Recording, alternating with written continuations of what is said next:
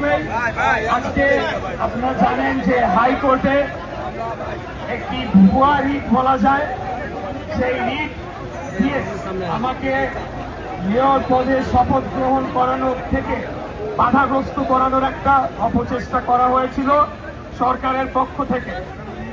এই বিষয়ে আমাদের দলের মত যে সবশেষে গিয়ে আইনের শাসনের বিজয় হয়েছে, আইনের শাসন প্রতিষ্ঠা হয়েছে এবং যেহেতু আমরা আইনের শাসনের প্রতি শ্রদ্ধাশীল, আমরা আশা রাখব যে বর্তমান অন্তর্বর্তীকালীন সরকার আর একদিনও কালক্ষেপণ না করে অবিলম্বে আদালতের রায় বাস্তবায়ন করার মাধ্যমে আগামী দিনের এজেন্ডা জনগণের কাছে ধরবে।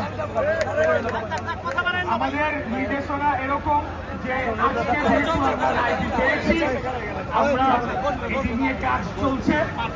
যদি আবারও টাল বাহানা করে এই সরকার, আবারও কাল ক্ষেপণ করে, তাহলে কালকে সকালেই আবার আমরা এখানে এসে ঘেরাও দেব। দ্বিতীয় বিষয় হচ্ছে, আপনারা জানেন যে আমাদের এই কর্মসূচিগুলোর ফলে চরম জনভোগ সৃষ্টি হয় এবং জনগণ দুর্ভোগে পড়ে। রাস্তায় ঘন্টার পর ঘন্টা ট্রাফিকে তারা আটকিয়ে থাকে এবং নাগরিক বিভিন্ন সেবা থেকে তারা বঞ্চিত হয়।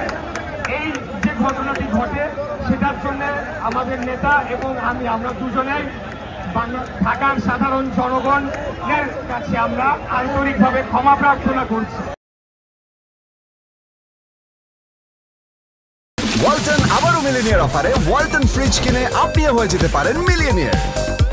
মিলিনিয়ার ছড়াছড়ি দেশ জুড়ে, এটা শুধু ওয়ালটনই পারে।